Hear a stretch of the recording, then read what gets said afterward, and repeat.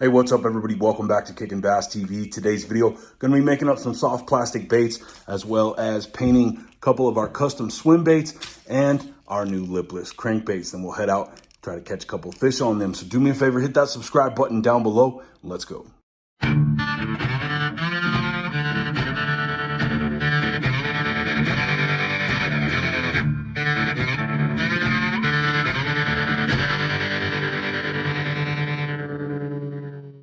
All right, guys, so as a lot of you already know, I've had my own bait company for about a year and a half now. I've had a ton of support from you guys, which has been great. I've had the chance to make some really awesome custom colors.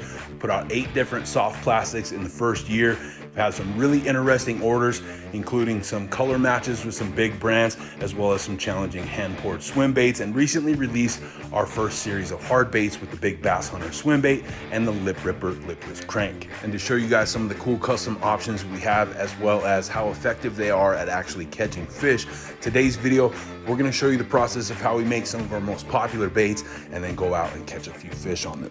We'll start off by making a few soft baits with one of our most popular colors, which is our camouflage, something I haven't seen any other company really come close to. And if you love camo as much as I do, you'll really dig this one. A little dirty green pumpkin, 2 different types of brown, a little black flake in each for added texture in that 3rd color.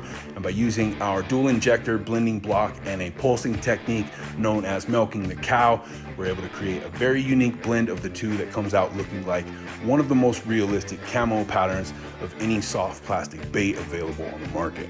And not only that, but because we used a lot of the same green pumpkins and browns that most of the big brands have been making for years, it's a type of color that whether you're fishing our 5-inch Kickin stick, throwing our #1 selling Kickin craw, or our new 7.5-inch ribbon tail worm, it's gonna look great regardless of the type of fishery you're on, and you're gonna have success almost anywhere in the country.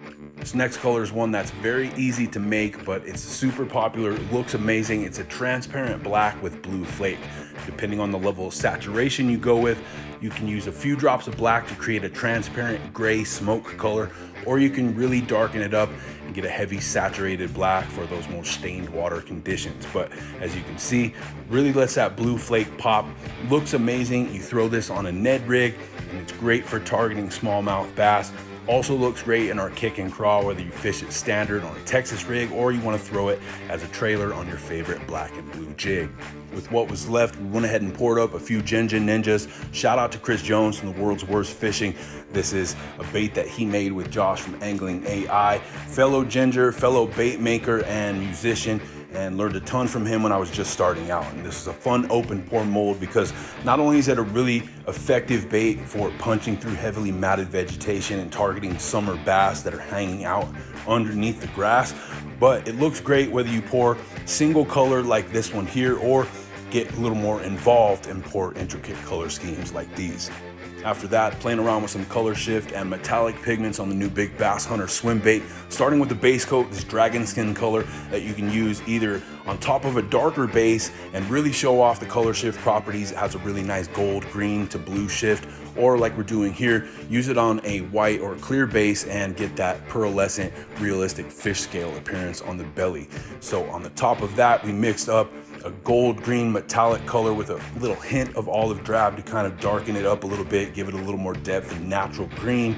Went over the gill plates, top of the back, and originally I intended on darkening that up with another green, a little transparent black, and doing a spotted bass pattern to finish it up. But once we did the detail in this metallic bronze, transparent brown, I liked it so much at this point, the way it just looked clean and simple, I decided to keep it like that. Last but not least, a couple of our new lipless cranks. We're gonna keep these both really simple. Just a light coat of that dragon skin that will keep a hint of visible on the underbelly. Finish it off with a 3/4 top coat of chartreuse. Next one, a light white base coat to really get this pearl red to pop, which we're gonna do the entire thing in a solid pearl red. If anything, just a light shading around the eye socket. And the reason we're not doing a craw pattern is to emphasize the effectiveness of throwing red baits year round. A lot of anglers like to throw red baits in the spring because of their ability to effectively imitate craw, which they definitely do, but the reason why we have so much success on red, regardless of the time of year, is because of the way that the bass see color. Now, we've talked about this in some previous videos if you follow the channel long enough, but the cone in the bass eye see red and green more than any other color in the spectrum. And a lot of colors outside of that, especially things like yellow, tend to turn more into shades of gray for them. And that's why your green pumpkins, watermelons, and reds are so popular in the industry. Also, one of the #1 reasons why we decided to design our own signature series of lipless crankbaits and why red was one of the first colors out of the gate. It was definitely something that I sort of became known for the first year doing the whole YouTube thing, because we were having so much success, whether we were catching them through the open water or through the ice with the red lipless. But I wanted to make a couple of tweaks to it. I thought the 1/2 ounce is a little too heavy in some areas, and that's why we tend to get hung up once in a while. So 1/4 ounce being a little too light for me, we designed ours to be a 1/3 ounce, which seems to be the perfect weight for areas like this. It's a little slower sinking, and as you can see, super effective in those shallow, rocky flats. When it comes to our soft plastics, our #1 seller is our Kickin craw. It's a 3 3/4 inch symmetrical body, meaning you can rig it top or bottom. It's gonna have the same action in the water, making it a dual duty bait.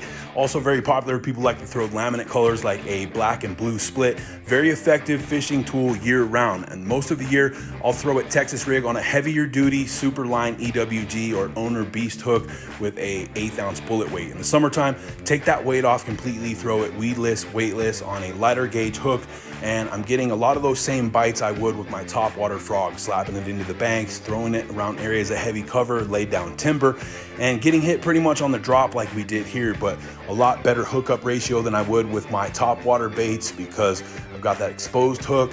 Even though it is Texas rig, the body of our craw is designed to kind of hide that exposed hook from most of the debris that you'll come into contact with. Pretty much the same thing here, just throwing it weightless, weedless, fishing it subsurface above that heavy vegetation, just like I would with the topwater frog. And another decent bass comes up, absolutely hammers it right on the surface. So definitely getting a lot of those same topwater bites, but a lot better hookup ratio.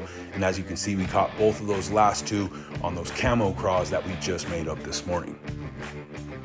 We also made up a handful of our new 7.5 inch ribbon tail worms in camo. Another must have when it comes to summer bass fishing for me, because I have something I can throw weightless, have a weedless presence in the water, and in areas like this with heavy vegetation, I can work it right in the open lanes and traffic in front of the grass lines and use it to draw those bass out of cover, which it does an exceptional job of. Not only that, if you're fishing a larger body of water or reservoir where your summer bass tend to hang out suspended a little farther out in deeper water, as opposed to throwing a traditional wacky rig Senko, you can throw something like this.